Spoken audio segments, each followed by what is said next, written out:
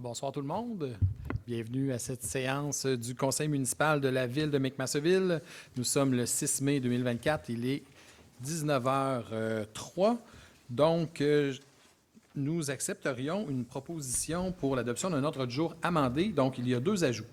À 11.1, il s'agit d'un octroi de contrat pour l'inspection et le nettoyage du ruisseau Guertin. Et à 11.2, il s'agit d'une nomination dans le cadre des assises de l'UMQ. Donc, si vous êtes favorable à l'adoption de cet ordre du jour, j'en accepterai, s'il vous plaît, une proposition.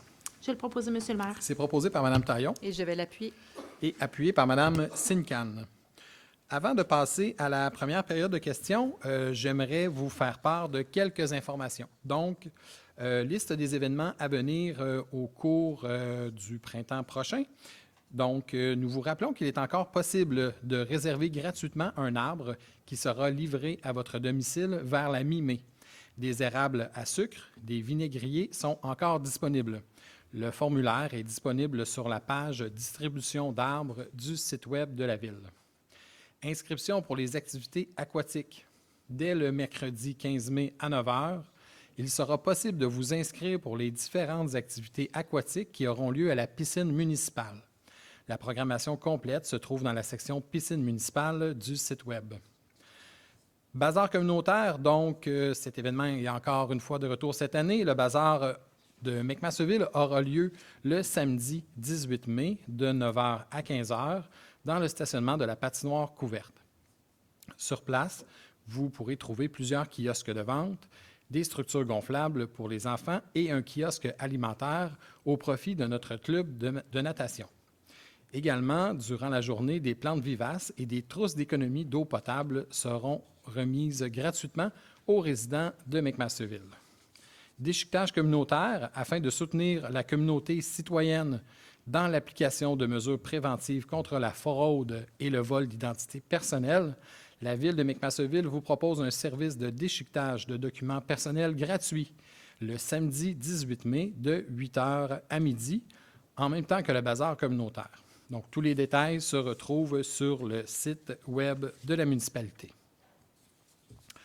Les matinées du conte, le samedi 18 mai à 10h30, aura lieu les matinées du conte à la bibliothèque municipale et scolaire de McMasterville pour les enfants de 3 à 8 ans.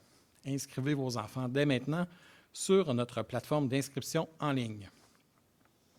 Ouverture de la saison du Mobux, donc l'arrivée du printemps amène le retour de notre équipe locale de décaquer. Je vous invite à venir assister au match inaugural de la saison 2024 du Mobux ce vendredi 10 mai à compter de 18h45. Plaisir entre amis et ambiance survoltée sont assurés.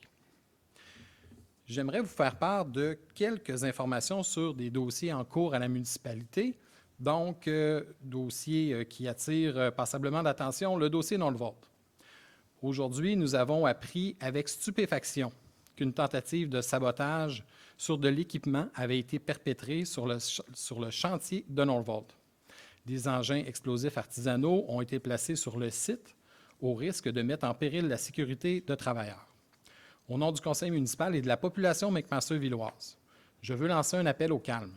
Ce type d'agissement est intolérable, inacceptable et injustifiable, sans aucune nuance. L'utilisation de l'intimidation et de toute forme de violence n'a aucun sens dans notre société et ne pourra, sous aucun prétexte, être tolérée. Je souhaite que les auteurs de ce crime prennent un moment de réflexion pour mesurer l'ampleur de leurs gestes et de faire preuve de davantage d'humanité. Sur une note plus positive, la collaboration avec la Ville de Saint-Basile-le-Grand dans le cadre du bureau de projet pour la réalisation de l'accès temporaire au site de Nordvolt via la route 116 se poursuit.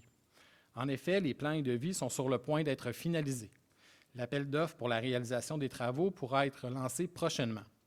D'ici la finalisation des travaux du chemin d'accès, qui sont prévus à l'automne, nous resterons vigilants pour minimiser le potentiel de nuisances causées par le camionnage. Rappelons que le coût des travaux de construction de cet accès est assumé entièrement par le gouvernement du Québec. Un dernier point d'information sur le projet Nordvolt concerne un élément qui est à l'ordre du jour de la séance d'aujourd'hui. Ceci concerne une entente de collaboration avec la Direction de la santé publique de la Montérégie. En effet, le conseil municipal souhaite agir de manière responsable en saisissant l'opportunité offerte par la santé publique de mener une étude d'impact sur la santé. Une telle étude permettra de maximiser les retombées positives du projet et de minimiser les inconvénients. Une telle planification nous semble cohérente avec notre désir de faire en sorte que ce projet s'intègre bien dans notre communauté. Également, ce type d'étude permettra de prendre en compte les enjeux municipaux en amont du projet. De cette manière, nous serons outillés adéquatement pour apporter les solutions appropriées. J'aimerais également vous parler du plan particulier d'urbanisme du secteur central de McMasterville. Donc, le noyau historique de McMasterville se transforme depuis les dernières années pour faire place à un nombre de plus en plus important de nouvelles constructions. Idéalement situé en bordure de la rivière Richelieu, près des services de CPE, de la gare de train de banlieue, ce quartier est de plus en plus convoité et suscite beaucoup d'intérêt pour des nouveaux projets immobiliers. Nous anticipons d'ailleurs que cette tendance se poursuivra dans les prochaines années. C'est donc dans le but de se doter d'une vision d'ensemble et d'une planification urbaine cohérente que des travaux en vue de l'adoption d'un plan particulier d'urbanisme ont été menés. Ce PPU est un moyen de revaloriser les attributs d'un milieu dans une perspective à long terme. La mise en valeur de la rivière, l'insertion architecturale des nouveaux bâtiments, la facilitation de la mobilité active et l'atténuation des effets des changements climatiques sont parmi les enjeux qui ont fait l'objet d'une réflexion dans le cadre de ce plan. Nous mettons ainsi en place les conditions gagnantes pour améliorer la qualité de vie des citoyens de ce secteur, tout en permettant une consolidation harmonieuse de ce territoire. Un avis de motion modifiant notre plan d'urbanisme ainsi que le dépôt du premier projet de règlement sont à l'ordre du jour de la présente séance. Alors voilà pour les points d'information que je souhaitais vous livrer ce soir.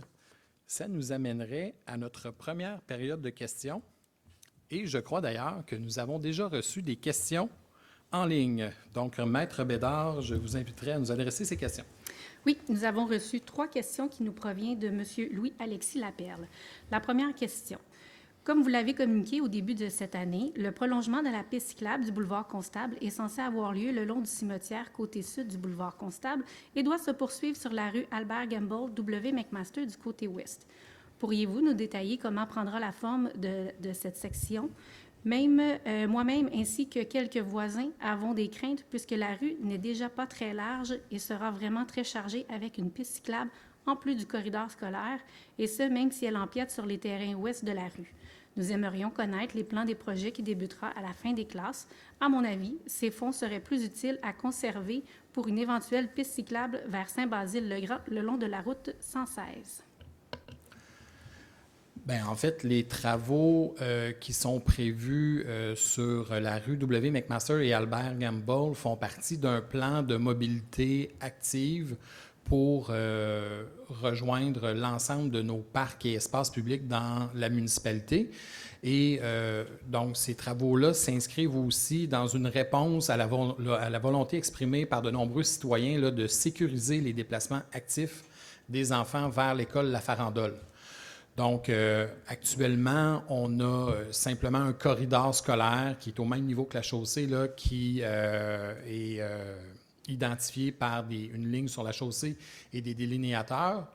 Donc, après étude du site, on constate qu'on a l'espace suffisant pour l'aménagement d'une piste multifonctionnelle de 2,5 mètres sur Albert Gamble et sur W. McMaster. Donc, ce tronçon-là va venir lier le parc des élus et le boulevard Constable, où se retrouvera également là, un prolongement de la piste cyclable. Donc, on parle d'une piste multifonctionnelle de 2,5 mètres de large. Actuellement, la rue a une dimension, là, une largeur de 9 mètres. Cette dimension-là sera réduite à 8 mètres. Donc, c'est quand même assez marginal comme diminution de l'espace de la chaussée. Donc, essentiellement, c'est les principaux éléments là, des travaux qui sont prévus sur Albert Gamble. Maintenant, concernant votre proposition de réaffecter les sommes à un projet de piste cyclable entre McMasterville et Saint-Basile-le-Grand, bien, c'est que ça ne répond pas à l'objectif là, qui est de sécuriser et d'encourager autant que possible là, les déplacements actifs de nos enfants vers l'école La Farandole. On le sait, beaucoup de parents craignent pour la sécurité de leur enfant dans le cadre des déplacements à pied vers l'école. C'est pour cette raison-là que le matin, il y a d'ailleurs une congestion quand même assez importante sur le boulevard Constable, congestion qui elle-même engendre des dangers pour les jeunes qui se rendent à l'école à pied. Donc, on veut briser ce cercle-là en amenant davantage de sécurisation de nos infrastructures routières, autant sur Constable, W. McMaster et Albert Gamble. Donc, c'est pour cette raison que le conseil municipal a choisi cette orientation. La deuxième question, c'est suite à l'apparition d'un article dans le journal La Presse en date du 5 mai concernant la distribution des circulaires qui se trouvent trop souvent dans les bacs bleus de recyclage, avec tous les coûts reliés au traitement de ceux-ci, autant pour la production, distribution et pour le recyclage. Il est suggéré dans le journal que les villes devraient envoyer des autocollants à tous les résidents pour savoir s'ils veulent qu'on leur distribue des circulaires, juste le journal, ou bien rien du tout, sauf des lettres et des colis. Qu'en pensez-vous?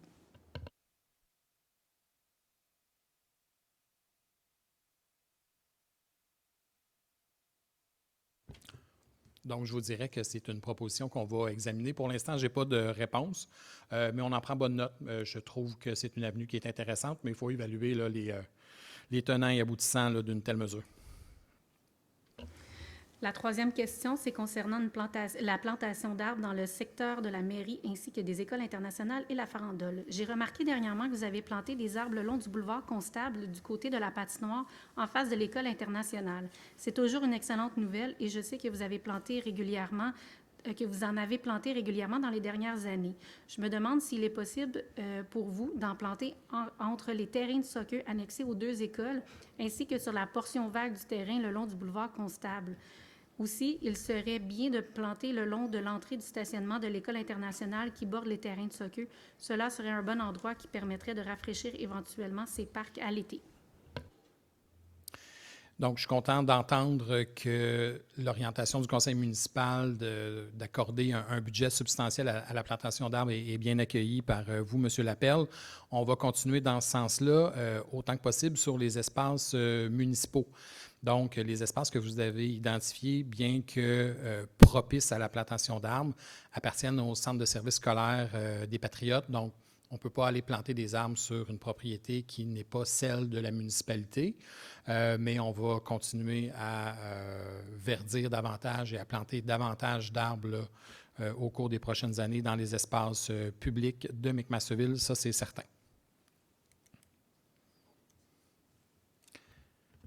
Donc, ça complète pour la période de questions en ligne. Donc, maintenant, il y a des gens dans la salle. Peut-être avez-vous des questions à l'intention du conseil. Si tel est le cas, je vous inviterai à vous avancer au micro, simplement l'activer et vous présenter et nous poser votre question. Peut-être qu'il n'y a pas de questions à ce moment-ci. Il y a une deuxième période de questions à la fin de l'Assemblée. Donc, nous pourrions enchaîner avec le prochain point, qui est l'approbation du procès-verbal de la séance du conseil municipal tenue le 8 avril 2024. Donc, les membres du conseil en ont fait une bonne lecture, j'en suis certain. Si tout est conforme, j'en accepterai, s'il vous plaît, une proposition.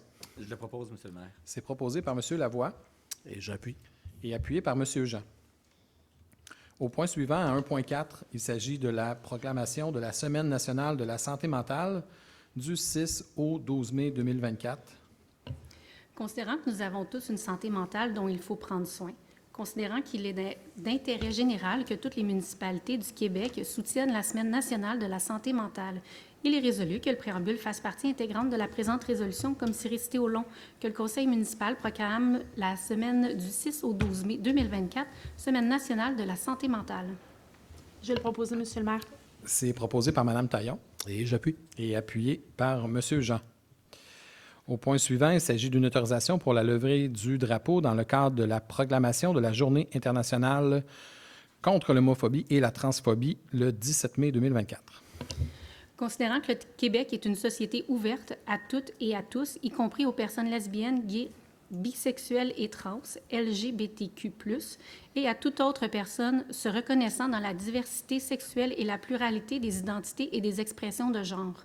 Considérant que malgré les récents efforts pour une meilleure inclusion des personnes LGBT+, l'homophobie et la transphobie demeurent présentes dans la société, il est résolu que le préambule fasse partie intégrante de la présente résolution comme si récité au long, que le Conseil municipal proclame la journée du 17 mai 2024 Journée internationale contre l'homophobie et la transphobie et qu'il s'engage à hisser le drapeau arc-en-ciel, symbole international des communautés gays, lesbiennes, bisexuelles et trans, au mât de l'Hôtel de Ville.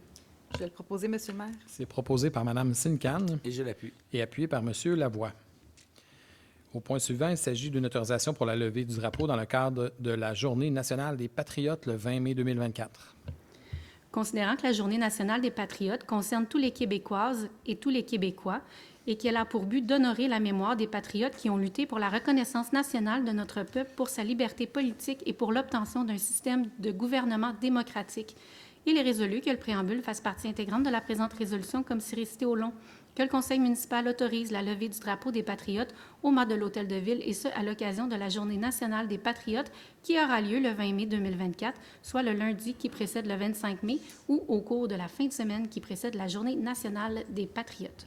Je vais le proposer, Monsieur le maire. Proposé par M. Lévesque Et je l'appuie. et appuyé par Mme Sincan.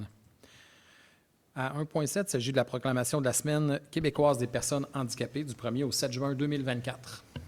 Considérant que cette semaine a pour objectif de sensibiliser l'ensemble de la population québécoise à l'importance du respect des différences dans la société en faisant connaître les réalités vécues par les personnes handicapées, le tout afin de favoriser leur intégration scolaire, personnelle et sociale. Il est résolu que le Conseil municipal proclame la semaine du 1er au 7 juin 2024, Semaine québécoise des personnes handicapées, et souligne l'apport des personnes handicapées à la vie sociale, économique et culturelle de la ville. Je vais le proposer, Monsieur le maire. C'est proposé par Mme Taillon Et je l'appuie. et appuyé par M. Lavoie. À 2.1, il s'agit d'une autorisation pour une contribution financière auprès de la Fondation Honoré-Mercier. Considérant la réception d'une demande de contribution financière de la part de la Fondation Honoré-Mercier pour la promotion de la seconde édition de la Grande Loto Santé qui se tiendra le 4 juillet 2024. Considérant que les fonds amassés contribuent à l'acquisition d'équipements médicaux à la fine pointe de la technologie ainsi qu'à la mise en place de projets divers au sein des services de l'hôpital Honoré-Mercier, il est résolu que le Conseil municipal autorise la contribution financière au montant de 1 000 $ à la Fondation Honoré-Mercier dans le cadre de leur campagne de financement annuelle 2024-2025, ainsi que pour la promotion de leur seconde édition de la Grande Loto Santé qui se tiendra le 4 juillet 2024. Je propose, Monsieur le maire. C'est proposé par M. Jean Et je vais l'appuyer. et appuyé par Mme Sincan. À 3.1, il s'agit du dépôt du rapport annuel sur l'application du règlement sur la gestion contractuelle pour l'année 2021. Donc, c'est un dépôt dont les membres du Conseil ont pu prendre connaissance. À 3.2, autorisation pour le renouvellement de l'adhésion auprès de l'organisme Les Arts et la Ville. Considérant que le réseau Les Arts et la Ville outille les communautés du Québec et des francophonies canadiennes et acadiennes afin qu'elles utilisent pleinement le potentiel de la culture pour développer durablement leur milieu de vie et renforcer le tissu social, il est résolu que le Conseil municipal autorise l'adhésion de la Ville au réseau Les Arts et la Ville pour l'année 2024, soit pour une période couvrant du 1er janvier au 31 décembre 2024, ainsi que le paiement de la cotisation au montant de 230 $. Je propose. C'est proposé par M. Jean Et je l'appuie. et appuyé par Mme Sincan. À 3.3, autorisation de renouvellement de l'adhésion auprès de l'organisme IVO. Considérant qu'IVO est un organisme qui accompagne les petites et moyennes villes dans le déploiement de solutions innovantes en matière de développement durable, d'écofiscalité et de mobilité durable sur leur territoire, il est résolu que le préambule fasse partie intégrante de la présente résolution comme si récité au long, que le Conseil municipal autorise le renouvellement de l'adhésion de la Ville à IVO pour l'année 2024 ainsi que le paiement de l'adhésion annuelle au montant de 2 800 $ plus les taxes applicables. Donc, si vous êtes d'accord, j'en accepterai une proposition. Je le propose, Monsieur le maire. Proposée par M. Pelletier Et je l'appuie. et appuyée par M. Lavoie. À 3.4, autorisation de signature pour une entente de collaboration avec la Direction de la santé publique de la Montérégie pour une évaluation d'impact sur la santé. Considérant que la Ville de McMasterville souhaite que l'entreprise Batterie Nordvolt Nord-Amérique s'intègre sur son territoire de façon exemplaire, eu égard aux enjeux environnementaux, sociaux et socio-économiques que son arrivée soulève. Considérant que le plan stratégique 2022-2027 de la Ville de McMasterville prône la mise en place de conditions nécessaires afin de favoriser la mobilité active et durable, le développement et l'harmonisation du territoire de façon durable, le tout en valorisant la rivière Richelieu et les espaces verts et publics.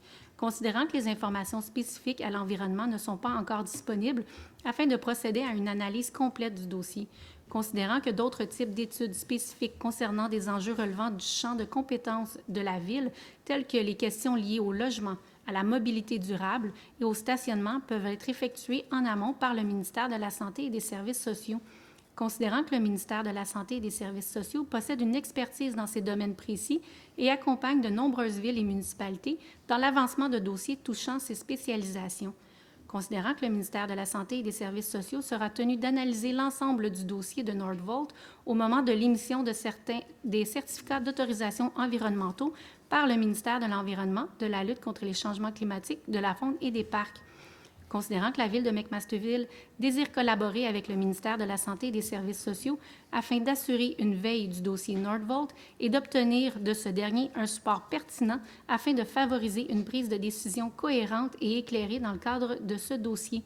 Il est résolu que le Conseil municipal consente à participer à la réalisation d'une évaluation d'impact sur la santé en collaboration avec la Direction de la santé publique de la Montérégie et le Centre intégré de santé et des services sociaux de la Montérégie-Est dans le cadre de la révision du plan stratégique 2022-2027 de la Ville de McMasterville, qui est nécessaire en raison de l'arrivée sur son territoire de l'entreprise Batterie Nordvolt Nord-Amérique.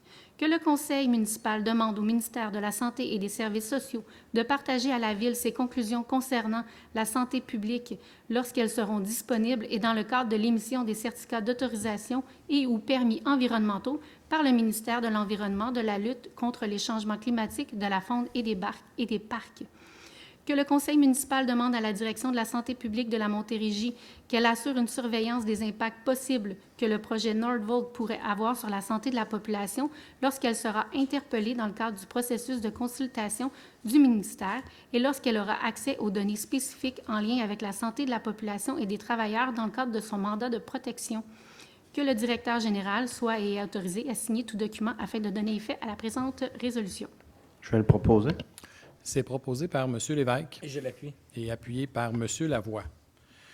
Donc, vous comprenez que dans le cadre de cette résolution, le conseil municipal fait preuve de responsabilité envers la population, puis on met tout en œuvre pour que ce projet soit exemplaire sur tous les plans.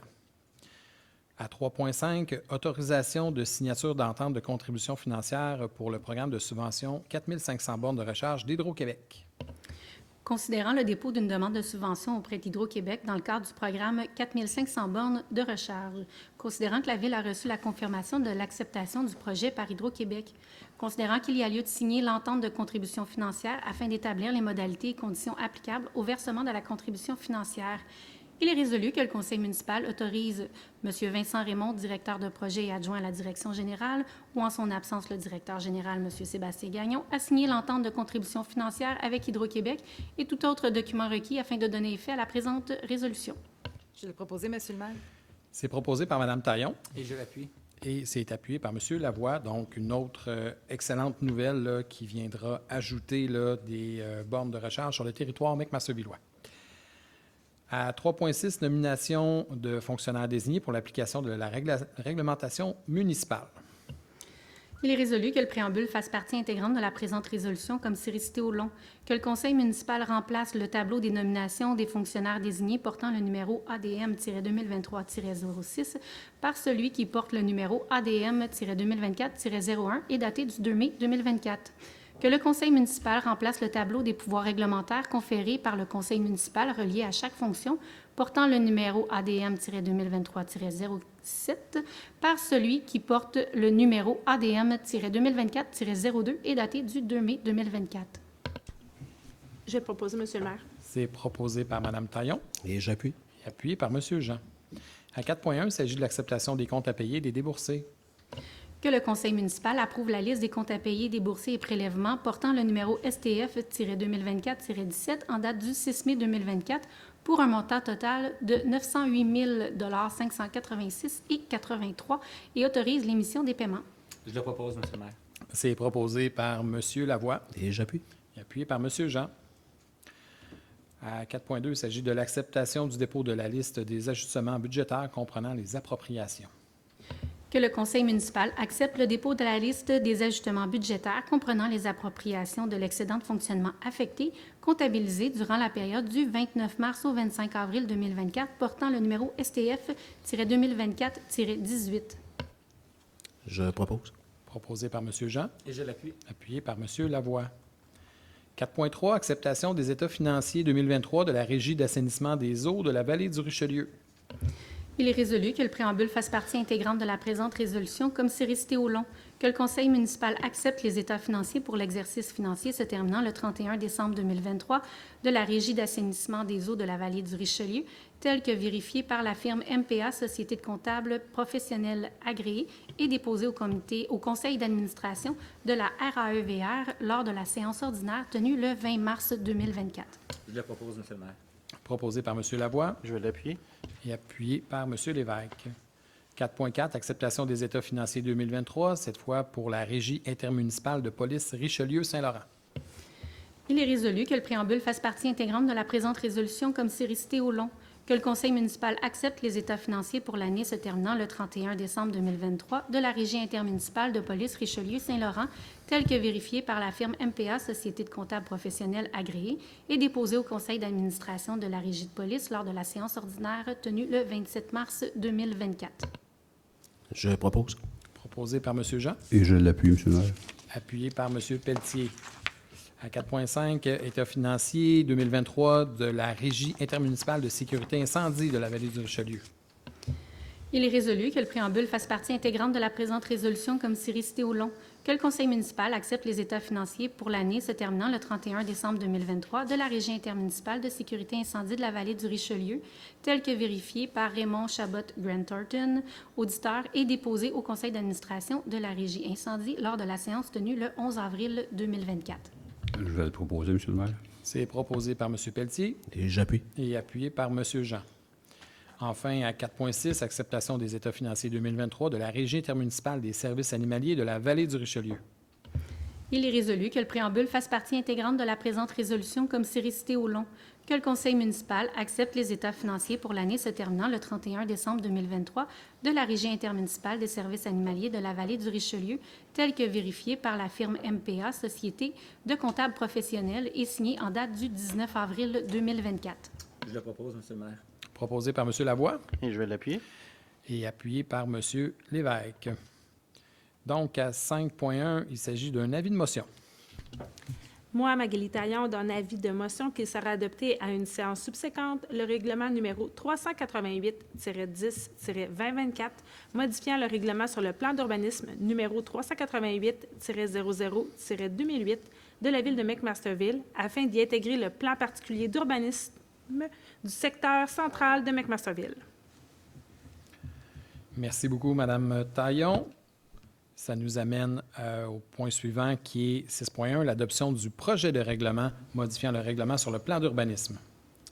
Considérant qu'il y a lieu d'adopter le projet de règlement numéro 388-10-2024, modifiant le règlement sur le plan d'urbanisme numéro 388-00-2008 de la ville de McMasterville afin d'y intégrer le plan particulier d'urbanisme du secteur central de McMasterville, il est résolu que le préambule fasse partie intégrante de la présente résolution comme c'est récité au long, que soit et ait adopté le projet de règlement numéro 388-10-2024, modifiant le règlement sur le plan d'urbanisme numéro 388-00-2028 de la ville de McMasterville afin d'y intégrer le plan particulier d'urbanisme du secteur central de McMasterville, qu'une assemblée publique de consultation soit tenue au centre communautaire intégré de McMasterville, situé au 255 boulevard Constable à McMasterville, dont la date et l'heure seront fixées par la greffière, et ce, afin d'expliquer le projet de règlement portant le numéro 388-10-2024 et d'entendre les personnes et organismes qui désirent s'exprimer. Et je le propose. Merci beaucoup, Mme Taillon. Et je vais l'appuyer. Et c'est appuyé par M. Lavoie. À 8.1, autorisation pour le renouvellement d'un contrat d'assurance collective auprès du regroupement de l'UMQ. Considérant l'adhésion au regroupement Estrie-Montérégie de l'Union des municipalités du Québec d'une durée maximale de 5 ans, soit la période du 1er juin 2024 au 31 mai 2029, il est résolu que le préambule fasse partie intégrante de la présente résolution comme c'est récité au long, que le conseil municipal autorise la Ville à confirmer son accord et à accepter les primes d'assurance collective et autres termes prévus aux conditions de renouvellement et au contrat auprès de Beneva, et ce, à compter du 1er juin 2024, le tout pour une durée d'1 an. Que le conseil municipal autorise le paiement des primes conformément aux grilles tarifaires portant les numéros 2024-UMQ01, 2024-UMQ02 et 2024-UMQ03, soumises par l'assureur en vigueur au 1er juin 2024, le tout pour tous les groupes des adhérents. Que la trésorière ou en son absence le directeur général soient et sont autorisés à signer tout document afin de donner effet à la présente résolution. Je propose, Monsieur le maire. Proposé par M. Jean Et je vais l'appuyer. et appuyé par Mme Sincan. À 8.2, autorisation pour la nomination d'un fonctionnaire désigné pour l'application de la réglementation municipale. Il s'agit d'un stagiaire en urbanisme. Considérant l'embauche de M. David Morin pour occuper le poste temporaire de stagiaire en urbanisme, considérant que le conseil municipal juge opportun d'autoriser M. David Morin à effectuer certaines tâches qui sont prévues à la réglementation municipale, il est résolu que le conseil municipal autorise M. Morin, stagiaire en urbanisme, à procéder à des inspections visant à vérifier le respect de la réglementation et à émettre des avis verbaux ou écrits concernant les règlements suivants et leurs amendements. Le règlement sur les nuisances concernant la propreté et la salubrité, numéro 124, règlement concernant les nuisances causées par le bruit, numéro 346, le règlement 333 concernant la paix et le bon ordre, le règlement 421 relatif aux animaux, le règlement 390 et 414 régissant l'utilisation et la distribution de l'eau, le règlement 380 relatif à la gestion des matières résiduelles, le règlement 404 sur les ventes de garage, le règlement 296 sur les colporteurs et les vendeurs itinérants, le règlement 424 sur l'utilisation des pesticides, le règlement 419 concernant la garde des poules en milieu résidentiel, le règlement 435 visant l'interdiction des sacs de plastique. Que le Conseil autorise M. Morin, stagiaire en urbanisme, à agir comme représentant du fonctionnaire désigné conformément à l'article 2.2 du règlement sur les permis et certificats numéro 387 pour les règlements suivants et leurs amendements et tout autre règlement du même type. Le règlement 382 sur le zonage de la ville de McMasterville, le règlement 383 sur le lotissement, le règlement 384 sur le règlement de construction, ainsi que le règlement sur les permis et certificats qui est le numéro 387.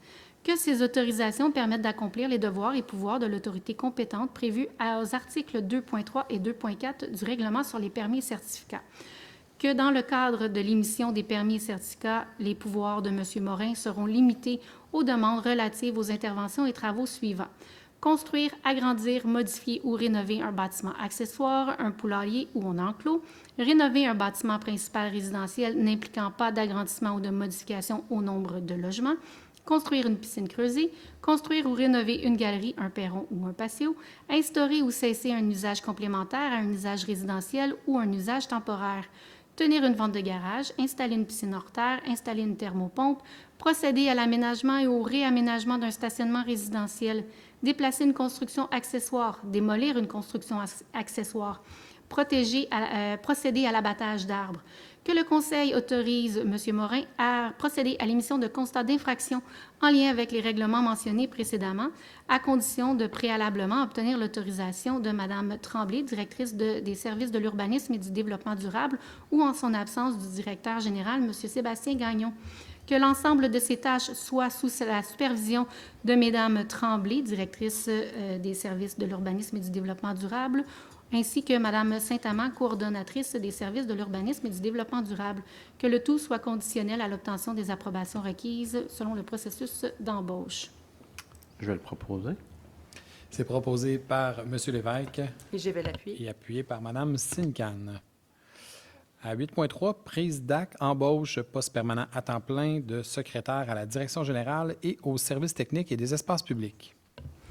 Considérant que l'employé numéro 15-0270, qui occupait le poste de secrétaire à la direction générale et aux services techniques et des espaces publics, occupe maintenant le poste de secrétaire aux services récréatifs et culturels depuis le 3 avril dernier, poste que cette personne a occupé pendant plusieurs années auparavant. Considérant l'adoption de la résolution numéro 2024-111 lors de la séance ordinaire tenue le 8 avril 2024 autorisant l'ouverture du poste permanent à temps plein de secrétaire à la direction générale et aux services techniques des espaces publics. Considérant l'embauche par le directeur général de la personne qui a été sélectionnée par le comité de sélection, soit l'employé numéro 15-0255 qui occupe actuellement le poste de secrétaire au service à la communauté et à l'accueil. Considérant la confirmation écrite datée du 6 mai 2024 de l'employé numéro 15-0270 de ne pas se prévaloir de l'article 8.07 de la Convention collective et de confirmer son assignation au poste de secrétaire aux services récréatifs et culturels. Considérant que la Ville ne souhaite pas se prévaloir de l'article 8.08 de la Convention et souhaite confirmer l'assignation de l'employé 15-0270 au poste de secrétaire aux services récréatifs et culturels. Considérant que de commun accord, il y a lieu qu'une entente intervienne avec le syndicat des employés municipaux afin de confirmer l'assignation de cet employé. Il est résolu que le conseil municipal prenne acte de l'embauche de l'employé numéro 15-0255 au poste permanent à temps plein de secrétaire à la direction générale et aux services techniques et des espaces publics, le tout aux taux et conditions prévus à la convention collective en vigueur. Que le conseil municipal autorise la signature d'une lettre d'entente avec le syndicat des employés municipaux de McMasterville afin de confirmer l'assignation de l'employé numéro 15-0270 au poste de secrétaire aux services récréatifs et culturels. Que le maire ou en son absence le maire suppléant et le directeur général ou en son absence la trésorière soient et sont autorisés à signer tout document requis afin de donner effet à la présente résolution. Donc, si vous êtes d'accord, j'en accepterai une proposition, s'il vous plaît. Je vais le proposer, Monsieur le maire. Proposée par Mme Taillon Et j'appuie. et appuyée par M. Jean. Au point suivant, donc à 8.4, autorisation pour l'ouverture de poste de secrétaire au service à la communauté et à l'accueil. Considérant que le poste de secrétaire au service à la communauté et à l'accueil sera vacant et qu'il est nécessaire de combler ce poste, il est résolu que le conseil municipal autorise l'ouverture du poste temporaire à temps plein avec possibilité de permanence de secrétaire au service à la communauté et à l'accueil, d'autoriser le directeur général à négocier et procéder à l'embauche de la personne sélectionnée aux taux et conditions prévus à la convention collective en vigueur, le tout conditionnellement à l'obtention des approbations requises selon le processus d'embauche en vigueur. Que le conseil municipal autorise le directeur général à combler le poste de façon temporaire au besoin, et ce, dans le respect du processus d'embauche en vigueur. Je vais le proposer, Monsieur le maire. Proposée par Mme Sincan Et je vais l'appuyer. et appuyée par Mme Taillon. À 9.1, il s'agit de l'octroi de contrat pour l'acquisition et l'installation d'une clôture pour le terrain de tennis. Considérant que la Ville de McMasterville souhaite procéder à des travaux de réfection de ses terrains de tennis, considérant que des travaux de remplacement relatifs à la clôture existante sont requis, il est résolu que le préambule fasse partie intégrante de la présente résolution comme si récité au long, que le conseil municipal octroie le contrat pour l'acquisition et l'installation d'une clôture afin de remplacer celle formant l'enceinte des terrains de tennis au Parc Gilles-Plante pour un montant de 30 758 $ plus les taxes applicables, le tout conformément à la soumission numéro 19994 datée du 19 avril 2024. Que ce contrat soit financé par l'appropriation d'un montant maximal de 30 758 plus taxes applicables au fonds réservé, fonds de parc, terrain de jeu et espaces naturels. Que le Conseil autorise le directeur des services techniques et des espaces publics ou en son absence le directeur général à signer tout document requis afin de donner effet à la présente résolution. Je le propose, Monsieur le maire. Proposée par M. Lavoie, Et j'appuie. appuyée par M. Jean. À 9.2, autorisation de l'octroi d'un contrat pour le nettoyage annuel des conduites sanitaires et des puisards, ainsi que l'inspection télévisée. Considérant que la Ville a procédé à un appel d'offres sur invitation auprès d'entreprises spécialisées afin d'obtenir des soumissions pour le nettoyage annuel des conduites sanitaires et des puisards, ainsi que de procéder à l'inspection télévisée des conduites nettoyées pour l'année 2024. Il est résolu que le conseil municipal octroie le contrat pour les travaux de nettoyage annuel des conduites sanitaires et des puisards, ainsi que pour l'inspection télévisée des conduites nettoyées pour l'année 2024 au plus bas soumissionnaire conforme, soit l'entreprise DE Environnement, pour un montant de 78 685,40 $ plus les taxes applicables, le tout conformément à la soumission datée du 25 avril 2024. que le conseil municipal autorise une appropriation provenant de l'excédent de fonctionnement non affecté d'un montant maximal de 50 000 plus les taxes applicables afin de financer le montant excédentaire au budget d'opération prévu à cette fin, que le directeur des services techniques et des espaces publics ou en son absence le directeur général soit et sont autorisés à signer tout document afin de donner effet à la présente résolution. Je vais le proposer, M. le maire. Proposé par M. Pelletier, Je vais l'appuyer. appuyé par M. Lévesque. À 10.1, autorisation pour l'utilisation du terrain de balle pour l'association de baseball mineur de Belleuil. Il est résolu que le préambule fasse partie intégrante de la présente résolution comme c'est resté au long, que le conseil municipal autorise l'utilisation du terrain de balle éclairé situé au parc Gilles Plante par la Ligue récréative de l'association de baseball mineur de Belleuil, ABMB, pour un nombre d'heures proportionnel au nombre de joueurs de McMasterville inscrits pour la saison 2024, comme stipulé dans l'entente relative à la réciprocité de l'offre de terrains sportifs pour la pratique du baseball au sein de l'ABMB entre les municipalités de McMasterville, Belleuil et Saint-Mathieu de Belleuil, ainsi que l'ABMB. Je le propose, M. le maire. C'est proposé par M. Lavoie Et je vais l'appuyer. et appuyé par Mme Taillon. À 10.2, autorisation pour la demande de terrain du club de soccer de la Vallée du Richelieu. Il est résolu que le préambule fasse partie intégrante de la présente résolution comme c'est récité au long, que le conseil municipal autorise l'utilisation des terrains de soccer situés sur son territoire au club de soccer de la Vallée du Richelieu pour ses activités de la saison 2024 et ce, selon le programme déterminé et les recommandations du directeur des services récréatifs et culturels. Je vais le proposer, M. le maire. Proposé par Mme Taillon Je l'appuie, M. le maire. et appuyé par M. Lavoie. À 10.3, autorisation pour un contrat de service auprès d'entreprises spécialisées, travailleurs autonomes et salariés pour la saison estivale 2024. Il est résolu que le préambule fasse partie intégrante de la présente résolution comme c'est resté au long, que le conseil municipal autorise l'octroi des contrats de service avec les travailleurs autonomes, organismes spécialisés des employés salariés ainsi que la tarification pour les activités énoncées dans le tableau numéro SRC-2024-03, le tout conditionnellement à l'obtention des approbations requises selon le processus contractuel et le règlement de gestion contractuelle en vigueur et dans le respect des budgets adoptés à cette fin. Que le directeur des services récréatifs et culturels, ou en son absence le directeur général, soit et sont autorisés à signer tout document requis afin de donner effet à la présente résolution.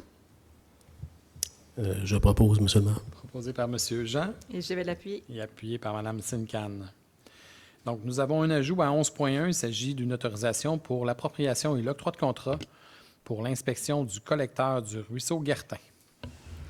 Considérant que la Ville de McMasterville souhaite réaliser l'inspection du collecteur pluvial de l'ancien ruisseau Guertin, considérant que la Ville a procédé à un appel d'offres sur invitation auprès d'entreprises qualifiées afin d'obtenir une offre pour l'inspection de ce collecteur, il est résolu que le préambule fasse partie intégrante de la présente résolution comme si récité au long, que le conseil municipal octroie le contrat pour les travaux d'inspection du collecteur pluvial de l'ancien ruisseau Guertin à l'entreprise DE Environnement pour un montant maximal de 14 275,50 plus les taxes applicables, tout conformément à la soumission datée du 25 avril 2024.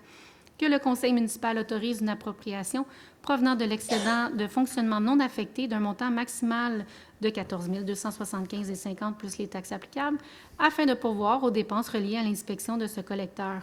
Que le conseil municipal autorise le directeur des services techniques et des espaces publics ou en son absence le directeur général à signer tout document requis afin de donner effet à la présente résolution.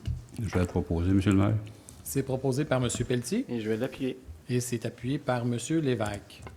Donc, pour ceux qui pourraient s'interroger à savoir où se trouve le ruisseau Guertin à McMasterville, donc il s'agit d'un ruisseau qui a été canalisé au début des années 70 et qui traverse une bonne partie du territoire de McMasterville avant de rejoindre la rivière Richelieu.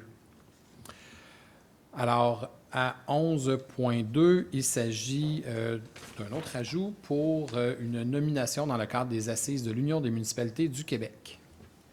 Considérant que la Ville est membre de l'Union des municipalités du Québec, il est résolu que le préambule fasse partie intégrante de la présente résolution comme si récité au long, que le conseil municipal désigne et autorise l'inscription de M. Martin Dulac, maire, et de M. Robert Pelletier, conseiller, aux assises de l'Union des municipalités du Québec pour l'année 2024, qui se tiendront du 22 au 24 mai 2024 au Palais des Congrès de Montréal. Que les frais découlant de cette activité soient assumés par la Ville et qu'une avance de 500 $ soit versée en temps utile par les services de la trésorerie et des finances, le cas échéant. Je le propose, M. le maire. C'est proposé par M. Lavoie Et je vais l'appuyer. et appuyé par Mme Sincan. Donc, à 12.1, les membres du Conseil, vous avez eu accès à la correspondance générale de la municipalité. Ça nous amènerait au point suivant, qui est la deuxième période de questions. Donc, si vous avez manqué votre chance lors de la première, c'est maintenant le temps de vous reprendre.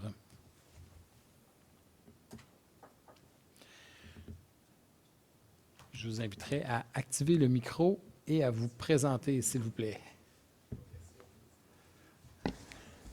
Donc, Jean Thibodeau, secteur numéro 6 de McMasterville. Bonsoir, M. Thibodeau. Bonsoir, j'ai plusieurs questions. Quand vous serez tanné, vous pourrez m'arrêter, puis je les apporterai à l'autre séance. On va les prendre une à la fois. Donc, je vais les regrouper par thème. Je vais commencer par le premier, qui est évidemment l'implantation de l'usine de batterie. Puis, en passant, je suis tout à fait d'accord avec votre introduction à le fait que ce qui est arrivé aujourd'hui est totalement inacceptable.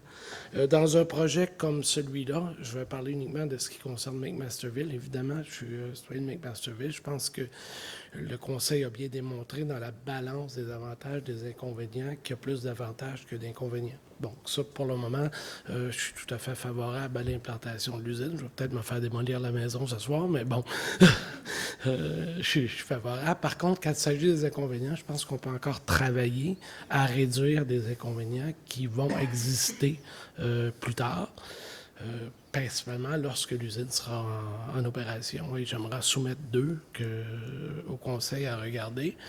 Le premier est... On ne se cachera pas qu'il y a déjà un certain problème de fluidité sur la route 116. Ça va amener un trafic additionnel. Une des façons d'améliorer, évidemment, revient au ministère des Transports de synchroniser les flux de circulation.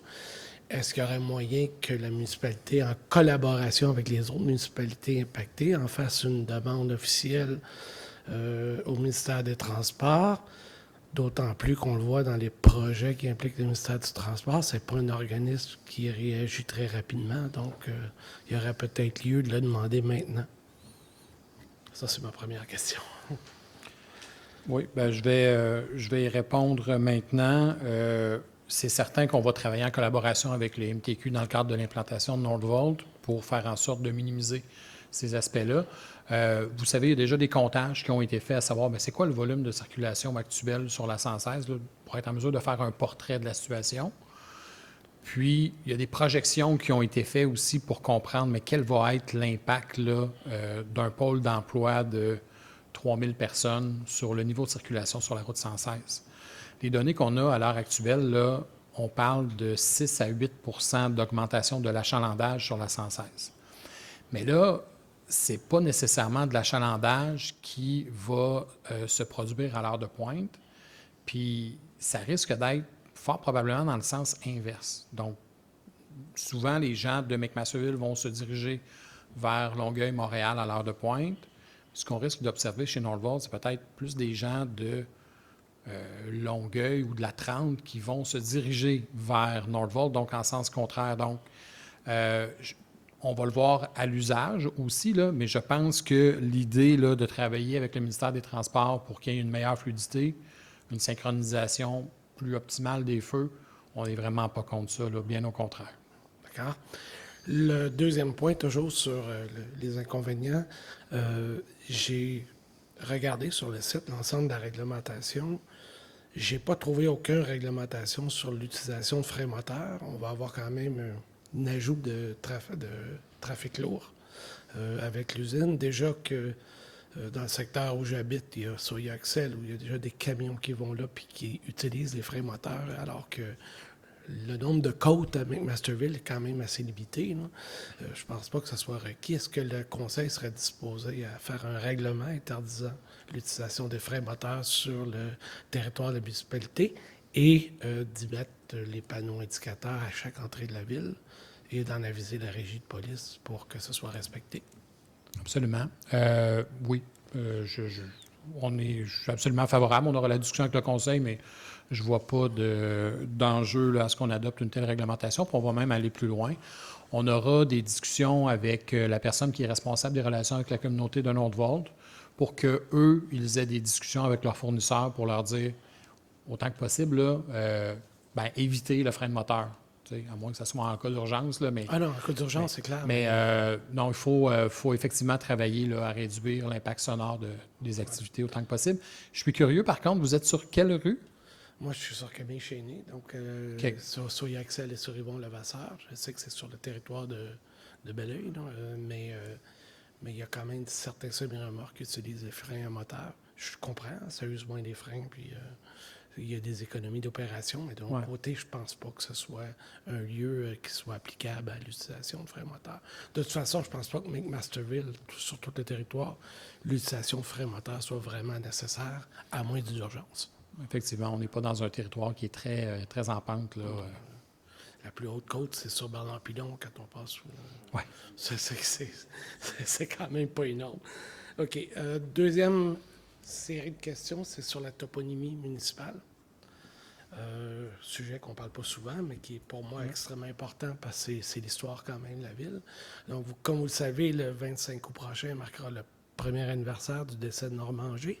Oui. J'aimerais savoir si le Conseil a prévu une place particulière qui sera nommée in memoriam à M. Angers. Oui, absolument. On a eu des discussions avec la famille et même que M. Angers en a été informé de la volonté du Conseil de nommer un lieu en sa mémoire. Et ça va se faire dans les prochaines semaines, prochains mois. Mais effectivement, il y a quelque chose qui est prévu pour M. Angers. Vous savez que selon les règles toponymiques formelles, il faut attendre 1 an après le décès d'un individu, là, mais on va aller dans ce sens-là. Donc, avec un projet déposé à la commission de toponymie. D'accord, parfait. La deuxième question en toponymie, il y a sur le site de la ville de McMasterville certaines rues il y a un document qui explique l'historique de certaines rues. Document qui serait tout simplement, je le mentionne, agréable, qui soit complété et qui soit mis à jour. Il y a une rue qui n'existe plus d'ailleurs, qui est sur ce document-là, mais il y a aussi de nombreuses rues qui ne sont pas là-dessus. Je pense qu'étant donné le nombre de rues relativement limité à McMasterville, ça serait bien d'avoir ce document-là complété pour l'historique de la ville. Je ne peux qu'être d'accord avec vous, M. Thibodeau. Est-ce que dans le livre d'histoire du 100e de la municipalité, il me semble qu'on avait fait pas mal le tour de toutes les rues. Bon, on va le vérifier, puis on va s'assurer de mettre l'information à jour sur notre site web à tout le moins. Peut-être, ça serait bien. Puis en pensant, si quelqu'un y travaille sur la base de données de la commission de toponymie, il y a quand même beaucoup de mises à jour à faire pour les éléments de McMasterville. Si vous voulez que je vous aide, je peux vous aider. C'est pas tout de demander, mais je pense que c'est important que ce soit à jour. C'est l'histoire de la ville. Tout à fait. Ma troisième série de questions, c'est sur les collectes des différents résidus, qu'ils soient recyclables, organiques ou ordures ménagers. Je vais faire un peu d'histoire, là. Ça fait 20 ans, moi, maintenant, que j'habite McMasterville. Quand on parle d'il y a 20 ans, on n'avait qu'une seule collecte. Tout était là-dedans, puis au fil du temps, on s'est amélioré. Il y a quelques années, on a réduit le nombre de collectes d'ordures ménagères à 1 par 3 semaines, qui, quant à moi, pourrait être 1 par 4 semaines. Ça serait aussi correct, mais ça, bon, c'est pas le point. Un des éléments qui avait été fait à l'époque, c'était d'obliger un certain contenant pour favoriser la collecte automatique, n'est-ce pas? Moins de personnel sur les camions et tout. Donc, jusque-là, pour moi, ça va. Tout ça est bon. Par contre, malheureusement, j'étais à la retraite, puis je prends beaucoup de marches, puis je vois beaucoup de collectes. Alors, si les camionneurs sont très capables de ramasser les contenants, ont beaucoup de difficultés à les replacer, en échappent occasionnellement, ne ramassent pas ce qui a été échappé. Est-ce que c'est normal? Est-ce que ça fait partie du contrat que si un camionneur échappe un contenant, échappe son contenu, il le laisse là et il s'en va? Ou si dans le contrat, il doit ramasser ce qui a échappé? C'est une bonne question. Vous savez que les contrats de collecte des matières résiduelles relèvent de la MRC. Il faudrait que je fouille à savoir jusqu'où va la responsabilité des collecteurs, mais effectivement, on ne veut pas tolérer là, ce genre de situation-là où il y a des déchets qui tombent à côté du camion. Puis, il y a environ 120 collectes automatiques là, par année des différentes matières. Qu'on échappe une ou deux poubelles, ça ne me dérange pas, là, ça fait partie, mais il y a des journées où vraiment ça ne donne pas une belle image à la ville. Et je me dis que si on est capable de les ramasser, sans être obligé de les remettre précisément au millimètre près à la même place, on doit être capable de les replacer debout. Ça veut dire nécessiter peut-être 2 à 3 secondes de plus par résidence, mais ça serait, pour la beauté de la ville, je pense que c'est important. Je rajoute à ça, particulièrement en été, que les camions qui ramassent les ordures organiques, bien, il devrait y avoir des inspections pour s'assurer que ces camions-là sont étanches, parce qu'il y a beaucoup de déversements de résidus organiques. Et la question que je me pose, est-ce que la MRC procède à des inspections? Je sais qu'ils nous inspectent dans nos bacs occasionnellement, qu'ils viennent nous mettre des petites notes comme quoi on n'a pas bien fait ça, et c'est correct, là. Je veux dire, j'ai pas de problème avec ça. Ça nous permet de nous améliorer. Mais est-ce qu'il y a du temps qui est passé à inspecter ceux qui collectent pour être certain que ça respecte des normes de qualité? Oui, il y a des inspections qui sont faites là, lors des collectes pour s'assurer que le travail est fait convenablement puis que les camions se dirigent au bon endroit. D'accord. La dernière question que j'ai sur la collecte, un reportage de Radio-Canada la semaine dernière mentionnait que les résidus numéro 6 qui seraient collectés à partir du 1er janvier, est-ce que ça sera le cas également à McMasterville? C'est une autre excellente question, M. Thibodeau. Je peux pas m'engager à ce moment-ci là, à vous donner une réponse avec certitude, mais on va le vérifier, là. Mais ça s'en va au même centre de tri, donc. Logiquement, Parce oui. que le 6, en ce moment, c'est de l'ordure ménagée, là, mais ça serait bien qu'il... je sais qu'il y aura une réglementation à cet effet. Je vais travailler avec la MRC de la vallée du Richelieu, là. On parle de styromousse ici, là? Styromousse, c'est un certain, si on veut, un certain plastique qui résiste moins à la chaleur. OK. Vous savez, le styromousse, actuellement, il est accepté à l'écocentre régional de la vallée du Richelieu. Donc, la matière, elle est traitée, revalorisée. Mais pour son dépôt dans le bac, on va faire la vérification. Puis, s'il y a des nouveautés à cet égard, on va s'empresser de le communiquer à la population. D'accord. Je peux continuer? OK. Peut-être ma question à M. Lavoie, au mois de janvier, on avait parlé de la réclamation d'assurance suite à l'incendie au bâtiment d'assainissement des eaux. Est-ce que dans les états financiers qui ont été déposés, ça en fait partie? Ou... oui, comme M. Lavoie, là, notre représentant là, auprès de la régie d'assainissement, là, je vais laisser aller avec une réponse. En fait, le règlement, l'argent de l'assureur n'est pas tout rentré encore. Donc, on est encore dans le processus d'avoir un peu d'argent. On a reçu 2 chèques là, qui totalisent à peu près 600 000 $. Il y a eu de l'argent qui a été donné par les villes l'année passée pour boucler le budget, là. Donc, c'est ça qui fait que tout rentre dans l'ordre là, cette année là, au niveau budgétaire avec l'audit qu'il y a eu. On s'attend à ce que d'ici la fin de l'année, oui, on ait l'argent et qu'on soit capable de rembourser après les municipalités qui ont aidé à boucler le budget par dans le fond, ce délai au niveau du remboursement de l'assureur. Là, pour ceux qui ne sont peut-être pas au courant, là, c'est ça. Là. Il y a eu un incendie, même 2 incendies, là, mais bon, les incendies ont été longs au niveau du traitement du paiement de l'assureur, ce qui a mis des défauts au niveau du budget 2022. Puis pour le budget 2023, on devait le boucler là, avec aucun déficit, donc c'est de cette façon-là. Mais c'est pas fini la petite histoire au niveau du retour d'argent, mais je vous dirais que le règlement est sur la bonne voie, autant au niveau des avocats que tout le monde. Là. Sans vouloir l'examiner, j'imagine qu'il y a une note aux états financiers là-dessus? Oui, d'accord. Ma dernière question va être sur le projet de règlement qui a été déposé ce soir, qui est un projet de règlement où je m'y attendais qu'on était pour voir des éléments au niveau de la densification du territoire. Je pense que c'est en effet nécessaire. Tout le monde en est bien au courant. Par contre, je veux réitérer ce que j'avais dit après l'Assemblée la dernière fois à M. Lavoie. Il faut faire attention, densification ne doit pas vouloir dire une non-harmonisation avec ce qui existe présentement, ni une laideur, ni qu'on fait n'importe quoi sur n'importe quel terrain vacant. Les 2 derniers projets, pour moi, de densification avec McMasterville, et là, c'est très personnel ce que je vous dis, mais selon moi, ne rencontrent pas des critères d'harmonisation avec le milieu existant. Si on prend ce qui a été construit dans le rond-point McMaster, qui va se coller sur des bâtiments déjà existants dans une zone qui avait été établie étant une zone commerciale et qui devient une zone mixte, avec une adaptation architecturale qui, selon moi, est boiteuse. Vous vous imaginez, si je passe au feu et je décide, en me reconstruisant, de me coller sur le voisin, je suis pas mal sûr que quelqu'un de vos employés va venir me voir me disant « j'ai pas le droit de faire ça ».